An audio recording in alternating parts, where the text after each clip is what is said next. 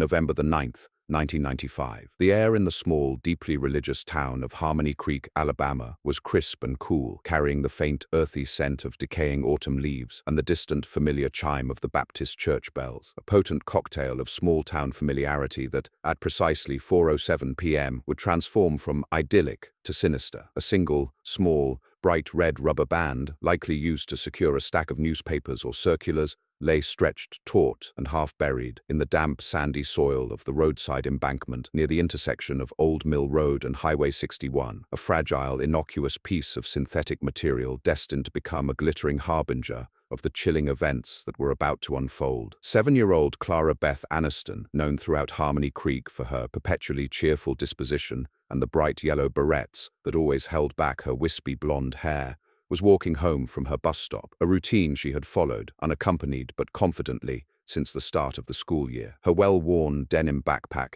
emblazoned with a cartoon unicorn, contained her completed spelling homework and a half-eaten peanut butter sandwich, the remnants of a perfectly normal school day. She had just rounded the corner onto Old Mill Road, a route that cut through a short, overgrown stretch of road before reaching the safe haven of her family's farm, her small legs moving with the tireless energy of childhood. Across the narrow road, hidden from view by a thick stand of pine trees and the growing shadows of the late afternoon, a large, dusty sedan was idling, its engine running almost silently, a vehicle utterly foreign to the usual farm trucks and familiar local cars that frequented that sparsely populated stretch of road. Clara Beth had just started humming a Sunday school tune, her eyes focused on a particularly vibrant crimson leaf tumbling down from an old oak tree, when a sudden, unexpected sound, the quick, deliberate crunch of gravel from the shoulder of the road, cut through the quiet symphony of the country afternoon. The usual afternoon sounds, the distant lowing of cattle, the gentle whir of farm machinery, the happy chatter of children leaving the school bus, suddenly felt muted, swallowed by an encroaching, unnatural silence. Clara Beth exchanged no glance, offered no nervous murmur. She was a child, innocent and trusting, and her focus remained on the falling leaf, utterly unaware of the danger that had just silently positioned itself. She had no way of knowing that this seemingly innocuous moment, this shared, fleeting moment of focus on the beauty of a falling leaf, would be the final,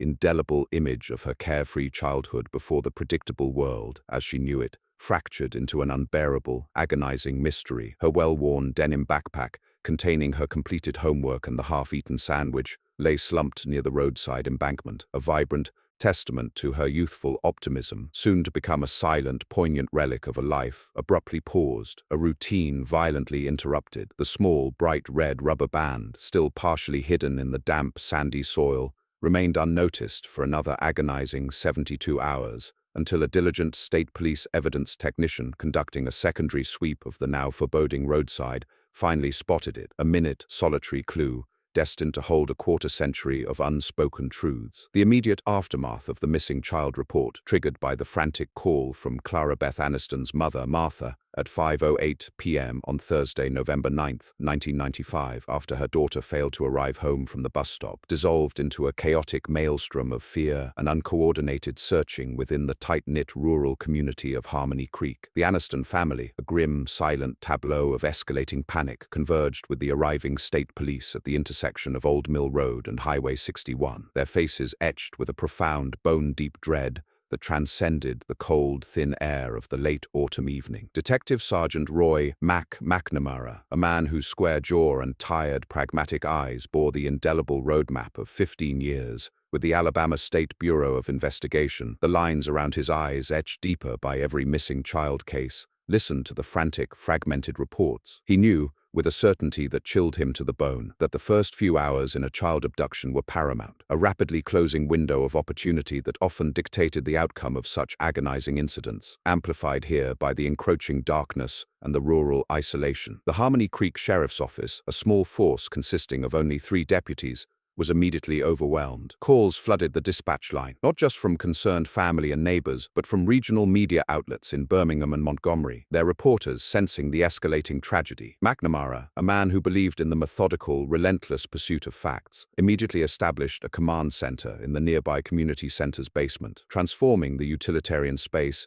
into a hub of controlled chaos. He instructed all available law enforcement personnel to deploy immediately to the last known location of Clara Beth, the roadside embankment near her discarded backpack, and to canvass the vast, winding network of rural roads for any sign of a dusty sedan or any unusual activity. He called for canine units from neighboring counties and the State Park Service, knowing the acute sense of smell of a trained dog could be the only hope in the dense, pine-choked, unforgiving terrain of rural Alabama. The weather, cold and dry, but with a rapidly dropping temperature as night fell, became a character in itself, the deepening chill making the air heavy and ominous, reflecting the suffocating fear that now blanketed the region. The "if only" began to whisper, an insidious, tormenting refrain in the minds of the parents. If only the bus stop had been closer to the house. If only Martha had insisted on picking her up that day. If only Clara Beth hadn't been so trusting, so reliably cheerful. These small, innocuous decisions, utterly meaningless in the grand tapestry of everyday life, now loomed as monumental turning points, the hinges upon which their daughter's fate had irrevocably turned. The initial searches focused on the stretch of Old Mill Road and the fields adjacent to the Anniston farm. Search teams, initially buoyant with a desperate hope, began to return hours later, their faces grim, their shoulders slumped, shaking their heads in silent, agonizing negation. They found the denim backpack precisely where it had been dropped, the peanut butter sandwich still intact, the completed homework tucked inside. But no Clara Beth. It was as if she had simply vanished into thin air, plucked from the familiar landscape of her daily routine by an invisible, malevolent force. The collective disbelief in the usually stoic country communities was palpable. Harmony Creek, a town built on shared faith and quiet trust, was now a site of terrifying fear. The idea that something so profoundly evil could penetrate their peaceful isolation was not just terrifying, it was an affront to their very understanding of community. A local pastor, interviewed by a regional news crew, his voice thick with uncharacteristic emotion, described Clara Beth. "The sweetest child, an angel. This is a sin against our whole town." His words echoed the sentiment of everyone, a collective sense of vulnerability and shattered peace. Detective McNamara, watching the frantic, fruitless searches unfold, felt the familiar tightening in his chest, the grim recognition of a case rapidly moving from a missing persons investigation to something far more sinister. He knew from bitter experience that the absence of evidence was often, in itself, a chilling form of evidence. The lack of any struggle, any obvious signs of a fight, any discarded possessions suggested a scenario that was almost too horrifying to contemplate. That the child had been taken with such swift, brutal efficiency that no trace remained beyond her neatly packed backpack. The small, bright red rubber band, still unnoticed near the roadside embankment, lay patiently in the damp soil, a silent observer holding a secret that would remain buried for decades, a testament to the methodical, grinding passage of time that would transform this frantic search into a haunting, unsolved mystery. The meticulous collection of environmental samples from the roadside, handfuls of damp, sandy soil, stray pine needles, a few unremarkable pebbles from the road shoulder, carried out by a single, weary state police evidence technician, were each item meticulously bagged and labeled, destined for a storage locker where they would rest, undisturbed for 30 long years, mute witnesses to the agonizing silence. The immediate hours after Clara Beth's disappearance solidified into a crucible of raw, agonizing grief and desperate, unrelenting searching within the vast, unforgiving expanse of rural Alabama. The initial 72 hours passed in a blur of escalating tension and diminishing hope as the combined efforts of local law enforcement, state police, community volunteers, and federal agents yielded precisely nothing. The dense pine forests, once a source of natural beauty and shade, became an impenetrable, foreboding labyrinth, its towering trees, tangled undergrowth, and hidden ravines swallowing search teams whole, only to spit them back out hours later, exhausted and disheartened. Detective McNamara, operating on little sleep and fueled by an ever-present cup of lukewarm coffee, oversaw the meticulous grid searches, the deployment of specialized search and rescue teams, the countless interviews with every conceivable person who might have been in the vicinity of Old Mill Road that fateful Thursday afternoon. The silence, the profound absence of any tangible clue, was the most chilling aspect of the investigation. There were no signs of a struggle near the backpack, no discarded items beyond the brightly colored unicorn bag, no footprints that didn't belong to the searchers, no abandoned personal effects. It was as if the little girl had simply vanished into thin air, plucked from the familiar landscape of her daily commute by an invisible, malevolent force, leaving behind only an echoing void. Martha Anniston, Clara Beth's mother, a woman whose initial frantic energy slowly gave way to a profound, bone-deep weariness, clung to the faintest whisper of hope, organizing local vigil groups, printing thousands of missing persons flyers that depicted Clara Beth's smiling face, her bright blonde hair, and hopeful eyes staring out from countless lampposts and store windows across the county. Clara Beth's father, a quiet, hard-working farmer, transformed his anguish into a grim, methodical campaign, driving the back roads every night, peering into the shadows, a desperate, futile attempt to hold on to every fragment of the investigation, refusing to let his daughter's memory simply fade into the archives of unsolved mysteries. The surrounding country communities, once so secure in their isolation,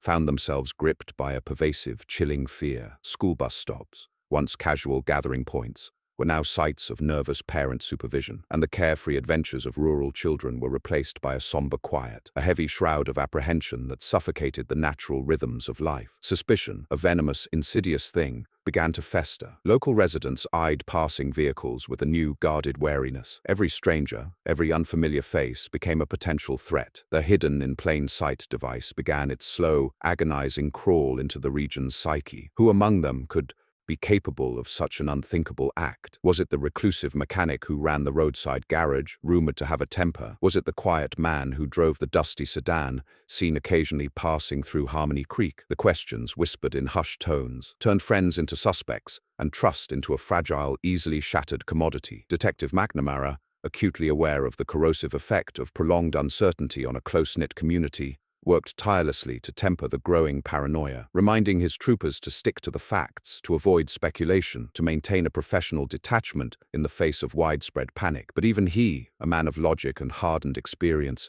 felt the chilling tendrils of irrational fear begin to creep into his own thoughts. The weather, which remained cold and dry, felt like a cruel irony, the clear, bright sky mocking the raw, untamed fear that now gripped the hearts of the missing girl's family. The passage of weeks brought no answers, only a deepening, unbearable silence. The initial flood of media attention began to recede, replaced by sporadic updates and the grim designation of a cold case in regional news reports. The FBI, after an exhaustive but fruitless 5-week search, officially scaled back their presence, leaving Detective McNamara and his dwindling team to shoulder the crushing weight of an unsolved mystery. The reward for information, initially a modest $25,000, grew steadily as concerned citizens and local businesses contributed, eventually reaching a staggering $100,000, a testament to the collective despair and the desperate hope for a breakthrough. But still, nothing. The leads grew colder, the tips dwindled, and the relentless march of time began its agonizing work, slowly transforming active investigation into a haunting, perpetual ache. The meticulous collection of environmental samples from the roadside, handfuls of damp, sandy soil, stray pine needles, a few unremarkable pebbles from the road shoulder, carried out by a single, weary state police evidence technician, were each item meticulously bagged and labeled, destined for a storage locker where they would rest, undisturbed for 30 long years, mute witnesses to the agonizing silence. The small, bright red rubber band, still resting undisturbed in the damp soil near the roadside, remained a silent, unexamined clue, its significance utterly unknown, waiting patiently for a future generation of forensic science to unlock its tragic story. As the cold, unforgiving winter of 1995 gave way to the humid, languid summer of 1996, the initial fury of the investigation into the disappearance of 7-year-old Clara Beth Anniston slowly, inexorably faded into a simmering, agonizing despair. The crisp, cool air of November was replaced by the thick, oppressive heat of July, a suffocating heat that mirrored the stifling, unresolved tension that hung over Harmony Creek. Detective McNamara, the burden of the unsolved case settling heavily upon his aging shoulders, found himself increasingly haunted by the blank spaces in his memory, the absence of any concrete evidence. He kept a single, slightly blurry photograph of Clara Beth, smiling brightly in her yellow barrettes, tacked to the corkboard above his desk, a constant silent reminder of the profound failure that gnawed at his professional conscience. He would often drive the winding, deserted country roads, slowly, meticulously, his eyes scanning every ditch, every thicket, every forgotten turnoff, a futile, ritualistic search for something, anything that had been missed. The years began to fold into each other, each autumn bringing with it the bittersweet reminder of that fateful November afternoon. 1997, 1998, 1999, the numbers blurred, each year adding another layer of dust to the growing pile of unanswered questions. Clara Beth's birthdays, once occasions for cake and laughter, became solemn, tear-filled observances, small, private memorials held by the Anniston family, each marked by the lighting of a single white candle, its flickering flame a fragile symbol of enduring hope against the encroaching darkness. Martha Anniston, her initial frantic energy replaced by a profound spiritual weariness, became the tireless,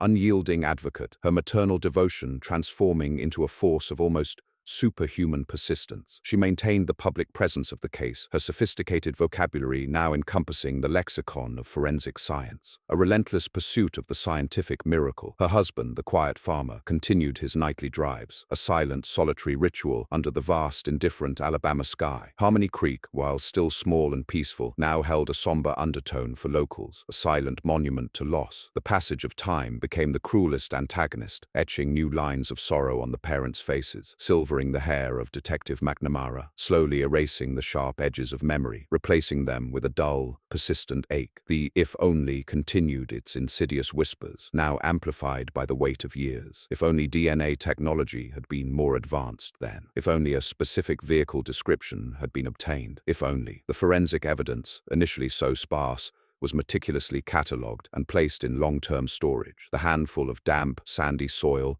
the stray pine needles, the microscopic dust samples, all carefully preserved, each item meticulously bagged and labeled, destined for a storage locker where they would rest, undisturbed, for 3 long decades, mute witnesses to the agonizing silence. The small, bright red rubber band, still resting undisturbed in the damp soil near the roadside, remained a silent, unexamined clue, its significance utterly unknown, waiting patiently for a future generation of forensic science to unlock its tragic story. Detective McNamara retired in 2015, a man carrying the burden of an unsolved case, his desk cleared except for the faded photograph of Clara Beth, her bright, youthful smile, a stark contrast to the grim reality of her enduring absence. He left the department with a quiet dignity, but the unspoken regret of the Clara Beth Anniston disappearance would forever be etched into the fabric of his soul, a chilling reminder of the limits of human investigation in the face of an invisible, calculating evil. The chilling, relentless march of time, a force more insidious than any human antagonist, continued its work, transforming the cold case of Clara Beth Anniston into a spectral presence that loomed over Harmony Creek like a permanent shadow. As the 2010s gave way to the 2020s, Martha Anniston, the tenacious mother, bore the indelible marks of her prolonged grief. Now, in her late 60s, her movements slower, but the fire in her eyes, fueled by 30 years of unanswered questions, remained undimmed. Her home continued to be the quiet, living museum of Clara Beth's absence, the unicorn backpack placed on a high shelf, untouched, a domestic museum dedicated to absence. She had become an authority on forensic science and missing persons advocacy, her sophisticated vocabulary now encompassing terms like single nucleotide polymorphism and haplogroup analysis, a testament to her unrelenting pursuit of an answer. Detective McNamara, living a quiet retirement in a nearby town, still received her calls, his role evolving into that of a sympathetic confidant and a keeper of the old ways of the investigation, his voice,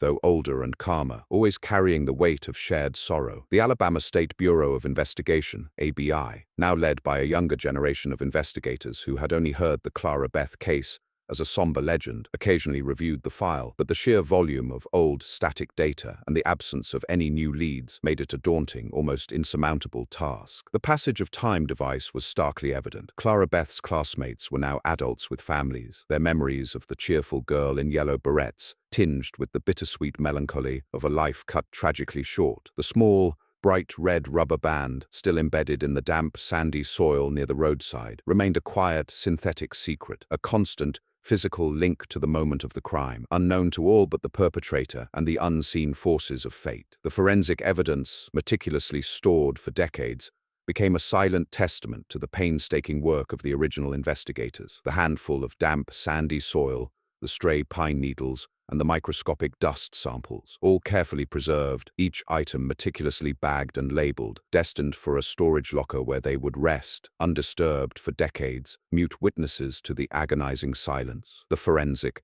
salvation theme, however, was still a distant, almost mythical promise, a whisper in the dark of a scientific miracle yet to come. The profound irony of the situation was that the key to unlocking the truth lay hidden in a mundane piece of refuse, overlooked in the chaos of a frantic search, patiently waiting for the advance of science to reveal its truth. This patient waiting was the ultimate tragic irony. The solution had been there all along, a tiny, innocuous object, overlooked in the rush of the immediate investigation, destined to become the pivotal piece of evidence that would finally bring a measure of peace to a family haunted by ghosts. In the year 2025, exactly 3 decades after the disappearance of Clara Beth Anniston, a new wave of scientific advancement finally converged with the relentless advocacy of Martha Anniston to breach the seemingly insurmountable walls of the cold case. This was the era of forensic salvation, specifically the revolutionary convergence of advanced DNA sequencing and investigative genetic genealogy, a powerful, almost mystical ability to trace an unknown suspect's family tree through publicly accessible genealogical databases. It was a scientific breakthrough that promised to unlock secrets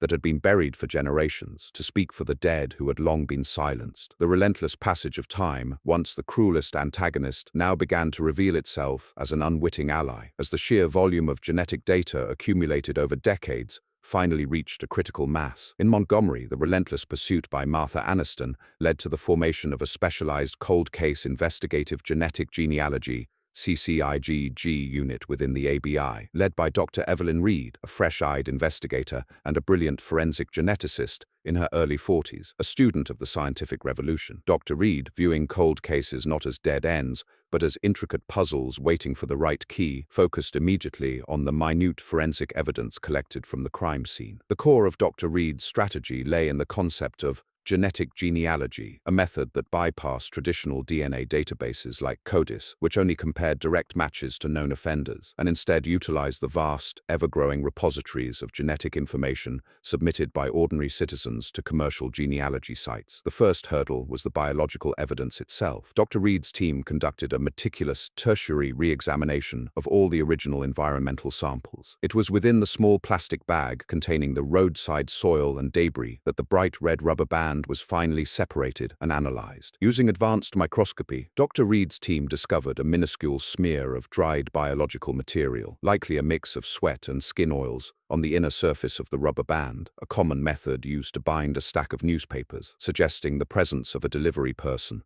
or someone handling a similar bundle. This was the pivotal moment, the long-awaited scientific breakthrough. The process of DNA extraction, once a painstaking, often futile endeavor for such degraded samples, had advanced dramatically. Using cutting-edge touch DNA techniques, Dr. Reed's team amplified the minuscule amount of genetic material, creating a full male DNA profile, albeit one that yielded no immediate matches in CODIS. The true work, the work of forensic salvation, then began. The anonymous DNA profile was uploaded to a public genetic genealogy database, a digital ocean of family trees and genetic connections. The initial results were overwhelming. Hundreds of distant matches, third and fourth cousins, scattered across the southeastern United States. The pacing of this phase became a fascinating blend of slow, meticulous genealogical research and sudden, exhilarating bursts of discovery. Dr. Reed's team, working with an almost obsessive dedication, began to construct complex family trees, tracing ancestral lines back through generations, cross-referencing names,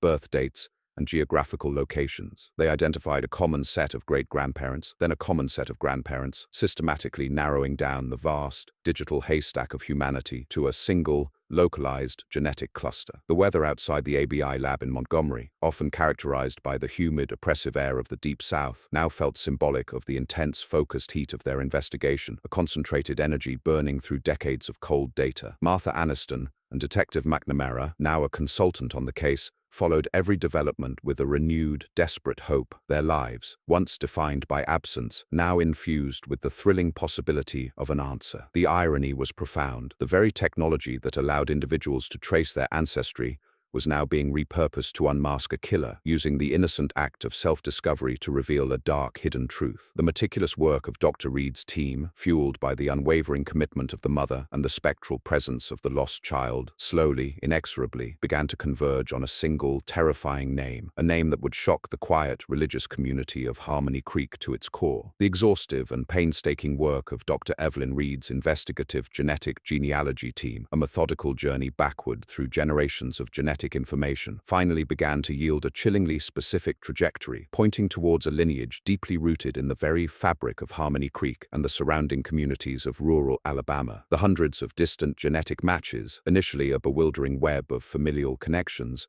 were meticulously pruned, each branch of the family tree scrutinized, cross-referenced with public records, obituaries, marriage licenses, census data, a digital excavation of the past. The process, slow and deliberate, required an almost obsessive attention to detail, a quiet, relentless dedication to the invisible threads of human connection. The pacing of this phase was that of an antique clock, each tick a generation traced, each tock a false lead eliminated, until the rhythm accelerated with the narrowing focus. By late 2025, Dr. Reed's team had successfully constructed a detailed, multi-generational family tree that indicated a strong genetic connection to a cluster of individuals who had all resided in or near Harmony Creek during the year of the disappearance, 1995. The common ancestral couple, traced back to the Reconstruction era, had produced numerous descendants, but the genetic markers shared with the unknown suspect's DNA profile led them down a very specific line. This line converged with terrifying precision on a single prominent family in Harmony Creek, a family whose patriarch, a man named George Harlan, was a well-respected, seemingly innocuous fixture in the community. George Harlan, a 67-year-old retired mail carrier and deacon at the First Baptist Church of Harmony Creek, was a man whose gentle demeanor and consistent civic involvement had made him a familiar and trusted face to generations of local residents. He was known for his dedication to his faith, his willingness to assist elderly neighbors, and his consistent presence at every community gathering. Crucially, he had been the substitute postal carrier for the Old Mill Road route on the afternoon of Clara Beth's disappearance, a detail confirmed by old handwritten route logs, a temporary assignment that explained the presence of the newspaper rubber band. He had even been interviewed by Detective McNamara in 1995, offering his condolences to the distraught family and confirming he had driven that route, a man whose statement was deemed entirely credible at the time. This was the cruelest, most profound expression of the hidden in plain sight device. The perpetrator, the monster, was not a stranger from the shadows, but a respected pillar of the community, a trusted man of God, a betrayal that cut to the very soul of the town's faith and identity. The internal monologue of Dr. Reed, as the genealogical web tightened around Harlan, was a mixture of scientific triumph and profound, sickening dread. The data was irrefutable, yet the human implications were almost unbearable. It was a testament to the cold, impartial logic of genetics that it could unveil such a monstrous deception hidden beneath 3 decades of placid normalcy. The passage of time now took on a horrific new dimension. For 30 years, George Harlan had lived among them, continued his work at the church, embraced his role as a friendly, helpful neighbor, all while harboring the unspeakable secret of Clara Beth Anniston. The weather outside the ABI lab, as Dr. Reed presented her findings to a newly assembled cold case task force, was a typical Alabama winter day, cool but sunny, yet the atmosphere in the room was chilling, a stark contrast to the deceptive calm outside. Detective McNamara, brought in as a consultant for the new task force, sat in stunned silence as Dr. Reed laid out the irrefutable evidence, his eyes scanning the detailed family tree that culminated, with horrifying clarity, in the name George Harlan. The irony was palpable, a bitter taste in his mouth. He remembered Harlan from the original investigation, a man who had seemed genuinely concerned, whose alibi of a routine postal route had been easily verified at the time. The betrayal, the sheer audacity of the deception, was almost too much to comprehend. The task force, now fully aware of the delicate nature of the situation, initiated a covert surveillance operation on George Harlan. They needed more than just a genetic link. They needed a direct DNA sample from Harlan himself to confirm the match definitively. The opportunity arose 2 weeks later, on a chilly Saturday morning in early December. Harlan, known for his charitable work, was volunteering at a church community breakfast, where he carelessly discarded a used plastic coffee stirrer into the garbage bin. An undercover ABI agent, disguised as a cleanup volunteer, discreetly collected the item. The cellular material extracted from the stirrer was rushed to the state crime lab. The results, returned within 48 hours, were definitive. The DNA profile from the discarded item was a 100% match to the cellular sample found on the bright red rubber band. This was the moment of the reveal. The scientific salvation, long sought, had finally arrived. The quiet, unassuming retired mail carrier and church deacon, George Harlan, was the perpetrator. The small, bright red rubber band, its silent testimony overlooked for 3 decades, was now understood. It was an artifact of the perpetrator's routine, dropped during the brief, horrifying encounter, a silent, enduring witness to the horrifying truth. The meticulous collection of forensic evidence from the roadside, handfuls of damp, sandy soil, stray pine needles, a few unremarkable pebbles from the road shoulder, carried out by a single, weary state police evidence technician, were each item meticulously bagged and labeled, destined for a storage locker where they would rest, undisturbed for 30 long years, mute witnesses to the agonizing silence. The small, bright red rubber band, now understood to have been from the perpetrator's supplies, remained a silent, unexamined clue, its significance utterly unknown, waiting patiently for a future generation of forensic science to unlock its tragic story. The arrest of George Harlan, a man whose gentle face and familiar presence had been a symbol of stability and faith in Harmony Creek for decades, unfolded with a chilling precision on a cold, grey Monday morning in mid-December of 2025. The air was sharp and unforgiving, carrying the biting chill of an approaching winter storm, the atmosphere heavy and electric, mirroring the seismic shockwave that was about to rip through the unsuspecting religious community. Detective McNamara, now an honored consultant, watched from a discreet distance as a convoy of unmarked ABI vehicles, their occupants grim-faced and resolute,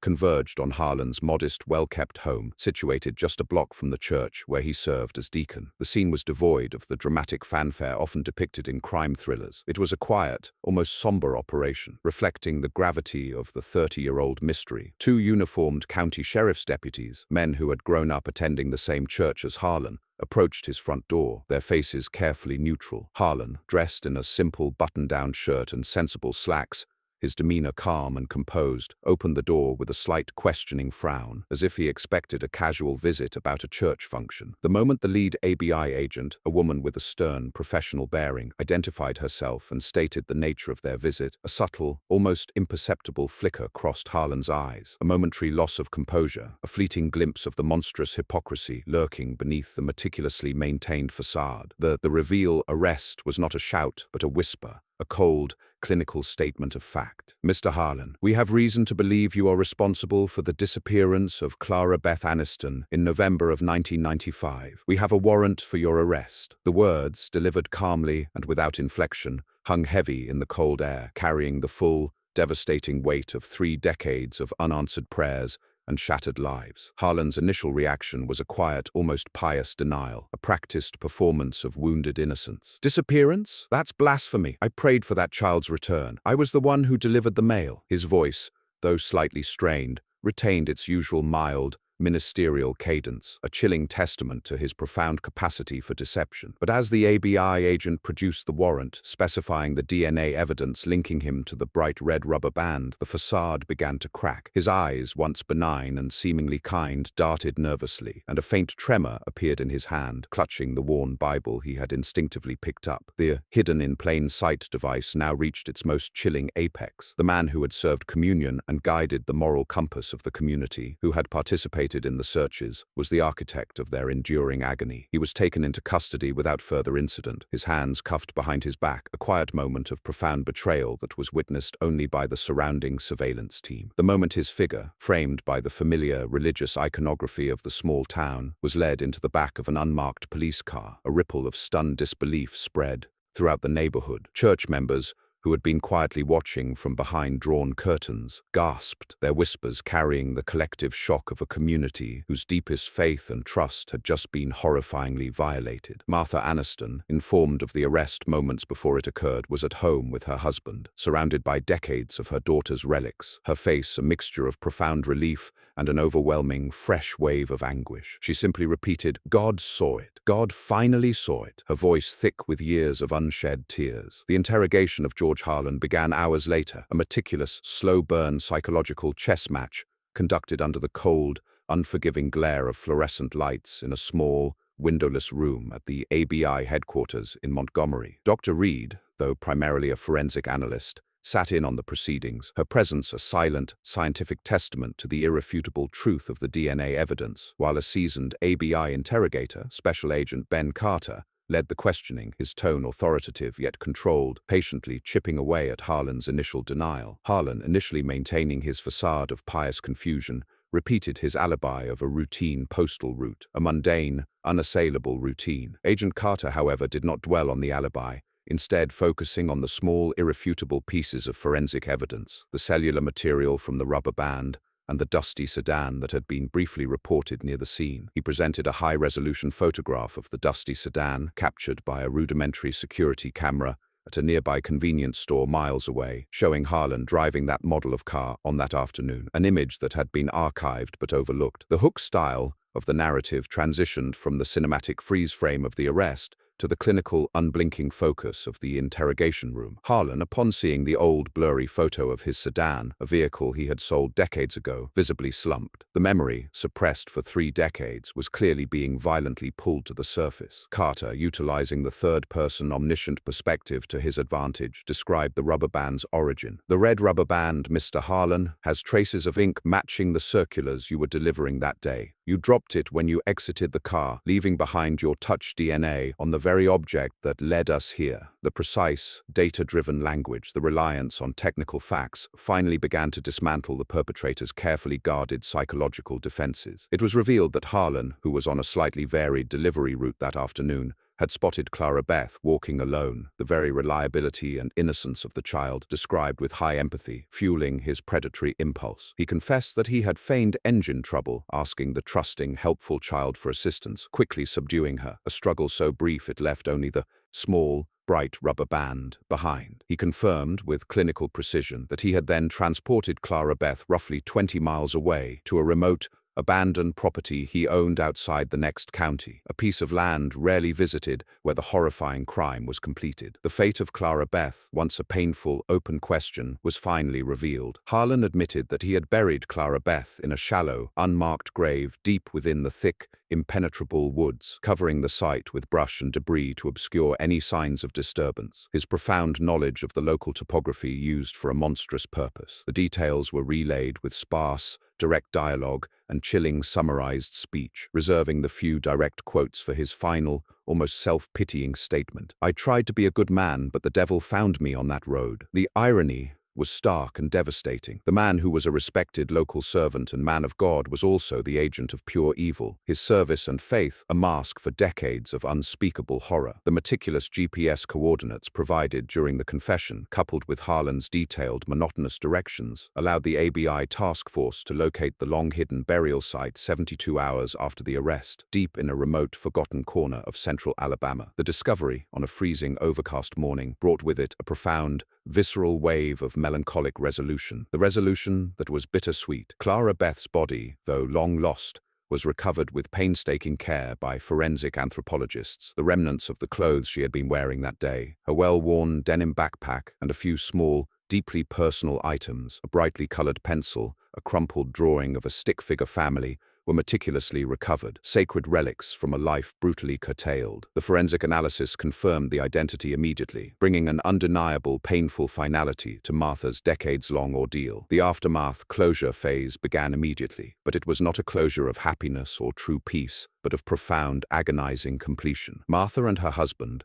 informed of the recovery by Agent Carter and Detective McNamara, experienced the definitive end of the hope phase of their grief. The spectral ambiguity of missing was replaced by the crushing reality of gone. Yet this reality, however devastating, carried with it the undeniable truth that their search and their suffering had reached its final, horrible destination. They released a joint statement to the media, a brief, dignified declaration of thanks to Dr. Reed and the ABI for their forensic salvation, emphasizing Clara Beth's innocence and reliability, the high empathy description resonating across the state. Clara Beth Anniston's remains were finally brought home to Harmony Creek 30 years after she had vanished. Her funeral, held in late December, was not a quiet affair, but a massive, solemn communal. event, a release of 30 years of pent-up grief, attended by the now aging citizens of Harmony Creek and the young adults who had only known the little girl as a tragic legend. Detective McNamara, standing beside the resolutary mother and father as their daughter was finally laid to rest in the tranquil, sun-dappled cemetery near the old Baptist church, felt the crushing weight of the case lift, replaced by a quiet, profound sadness. The weather on that day, a cold, gentle breeze carrying the scent of pine and fresh earth, was no longer a mocking contrast, but a soft, empathetic presence, a poignant backdrop to the final, heart-wrenching goodbye. The justice, achieved through the cold, impartial logic of genetics, was a hard-won victory against the relentless erosion of time and the profound capacity for human evil, leaving behind a community irrevocably changed,